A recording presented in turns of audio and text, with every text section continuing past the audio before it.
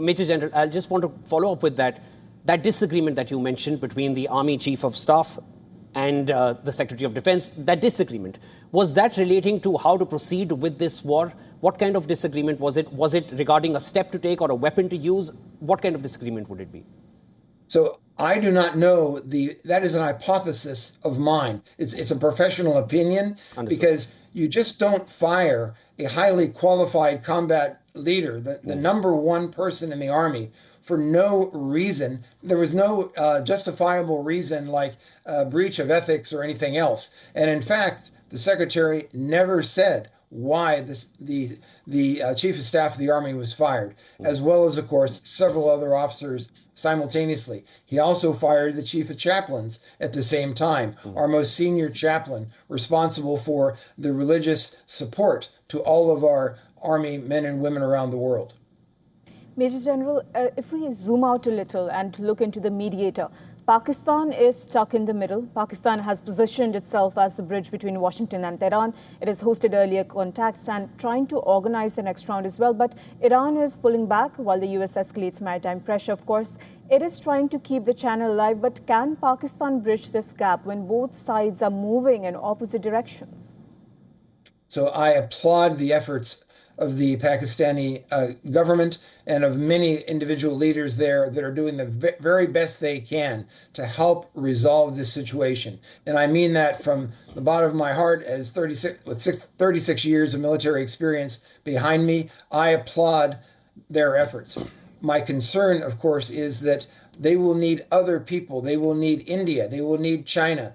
Quite frankly, they'll even need Russia to be able to help them to get the two countries to the negotiating table. The president says he does not feel any pressure. The reality is he feels tremendous pressure, predominantly from the United States, predominantly from his base, which he is losing at an alarming rate. I mean, his approval rating in the United States is at the lowest of any president while I've been alive. It's rather astounding how few people support his actions at this time. We understand, Major General, that the midterm elections are just months down the line, and that is a deadline which is looming on Donald Trump at this point. But if I were to look at the Strait of Hormuz, which was an issue which never existed before February 28th, that has become one of the major sticking points now. As of now, or post the ceasefire, who controls the Strait of Hormuz? So you need both sides in order to see. The Iranians can shut the strait at any point, and the United States can shut the strait at any point. So it takes two to be able to work together to come to an agreement about what is acceptable and how is this going to work. So I think, and you're absolutely correct, this problem is an unintended consequence of the United States' aggression in this area in support of Israel and at the request of Israel. So it's a very sad situation. This particular threat was not part of our national security strategy, which initiated in the Pentagon through the Joint Chiefs. This was something that the president agreed to in coordination as evidence is coming out at the request of the Israeli Prime Minister. It's extremely unfortunate, and I hope there is going to be a way to move to some resolution in the days or weeks ahead. Major General, I'd also like to get your perspective on another frontier of this war. A 10-day ceasefire between Israel and Hezbollah began on Friday, yet Israeli strikes and home demolitions inside Lebanon have continued, while Beirut says the death toll since early March has risen sharply. Israeli and Lebanese officials are also due in Washington on Thursday for a second round of talks. That's what we know so far. But as diplomats prepare to meet, strikes continue. So what exactly did the ceasefire stop?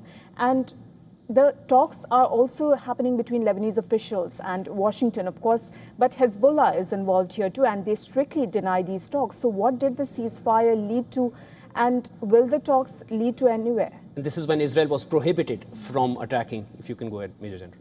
Yes, no, I understand. And again, a very, very difficult situation, which is obviously an unintended consequence of this as well. Originally, I believe Israel's intent was to diminish the ability of Iran to conduct combat operations, offensive operations against Israel. I think that was achieved. But then what has happened is the war has expanded, obviously, into Lebanon. And now we have, at best, a partial ceasefire on all sides. And it is not absolute. And you are correct that the Israelis appear to be able to continue striking and also demolishing of homes in southern Lebanon, which is extremely unfortunate. So I do hope that there is some pressure on the Israelis to be able to get them to the negotiation table as well, because right now it's not really holding. Major General John Kerry, a former Secretary of State, had mentioned how Netanyahu had asked several past U.S. presidents, and that included Obama, Bush, Biden, and perhaps even the first term of Donald Trump, to have this war with Iran. And now that war has taken place, do you find this kind of language that has come in from Donald Trump, the best friend that Israel has ever had in the White House, saying Israel is prohibited? That kind of statement going out in public, what does that say about U.S. and Israeli relations? I think it says more about the president's personal relationship with the prime minister of Israel. I absolutely support Israel's right to exist. And in the United States, that is a very common theme.